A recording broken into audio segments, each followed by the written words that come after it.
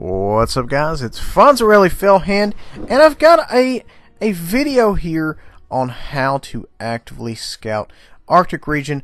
Before that, I would like to say we had a very good turnout as far as our my Twitch session tonight. We had some training going on, and at one point I think we had 16 or 17 viewers. So very good turnout. I'm very happy with it for the second day of ever streaming. So, very happy with that. And what I'm going to do, guys, is whenever we have our training sessions, I'm just going to put a reminder of the video the day before on when it's going down and what, when it's happening, so you guys can kind of, watch and, can maybe learn something, maybe. I don't know. Maybe you can learn something if you're not actually there. Now, in this particular video, guys, this is active spotting, okay? This is them knowing exactly where I'm at pretty much all the time. Unfortunately, this is not a situation where I end up pulling a whole lot of damage. Straight damage, mind you. Assist damage we do very well. But this is the position you want to be in. As you can see, that gentleman right there, that is the counter position to my current location. You want to be there. Obviously, if you spawn on the southwest side. Now, very good position here, and granted, the only really good counter that you're going to have here in this particular position is up on the hill. You saw I took a shot from that gentleman right off the gate. That is a dicey proposition, though, because if he wants to come over and shoot me, I'm going to see him before he sees me, and then the allies behind me are going to fire on him. So, and as you can see, I have a number of allies behind me. So, and it's like anything else, guys. It's extremely situational, so you have to be very cautious. If you don't have a lot of allies behind you, you're not going to pull a lot of assist damage, and you could be rolled at any time. So just kind of keep that in the back of your head, in your mind, that it's like anything else. You have to take it with a grain of salt. I mean, there's a chance you're going to go out here and you're going to get all the damage, you're going to do well, but there's a chance that a T-71 could get tired of your mess and come over there and clip you out.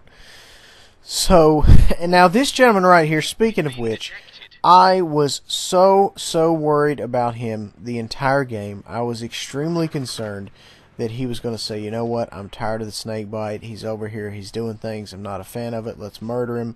And I was very concerned. He played it safe, though, which is a good thing, which I think is what I would have done, because I'm doing well, but I'm not necessarily causing enough damage to the team to where it's game shattering. But and there's been certain situations where I've been in an area, and there's just been a 140 lighting me up, or a snake bite, or a T-50-2, or somebody, and I said, you know what, that's it, I've got to murder him, we've got to get him off the map, or we are going to take a beating as a team. And sometimes you have to go out there and rush them and get them off the map. And I don't like to use the term YOLO, because I mean, granted, yes, it happens. I mean, there's a video on this particular map itself where someone YOLO'd me. But it's different, I guess, is what I'm saying, between, YOLOing somebody, just running out there, as long as you kill them, that's all that matters, versus going out there and, by design and saying, hey, we have to get rid of this guy because we're getting killed. I guess there's a tactical aspect to it that you don't really see in like a YOLO, I guess is what I'm trying to say.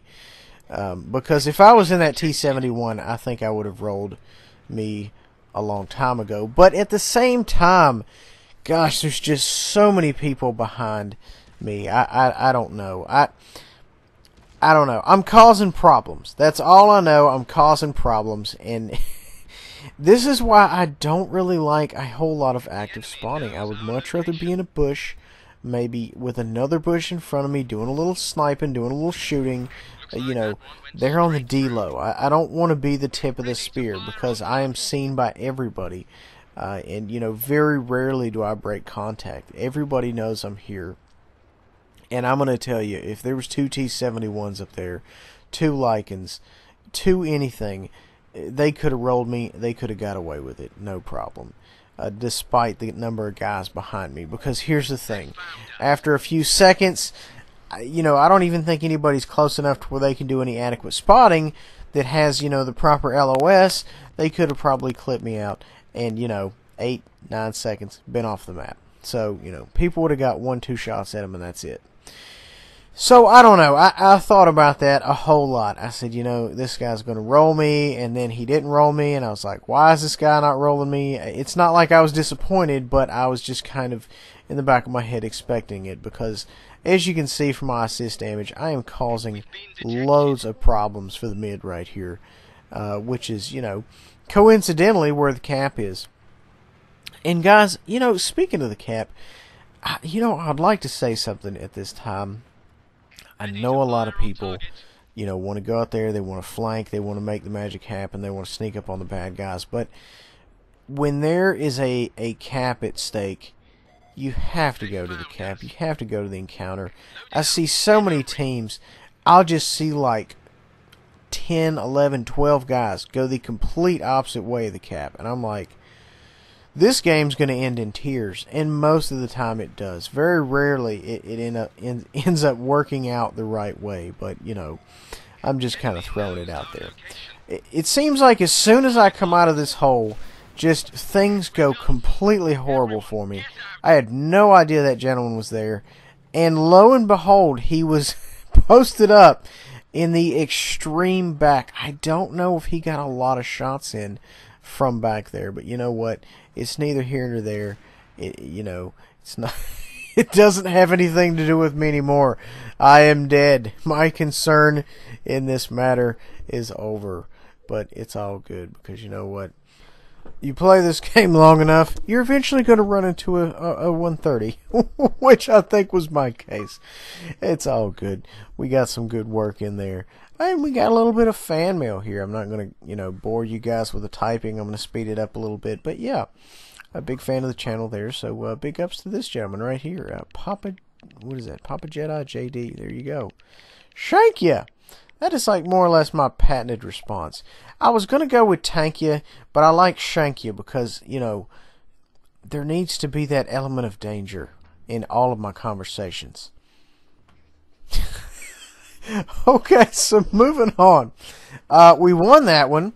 We did loads of assists. Almost 3k assists. We did a whopping 333 damage. But you know what? Every tank game can't be Shakespeare. So, we didn't really go out there and we didn't really break the bank as far as damage goes, but we did break the bank with assist. I would like to think I was a very integral part of winning that game. Guys, hope you enjoy. Please remember to like, subscribe, and share, and check out the Twitch channel. Woo!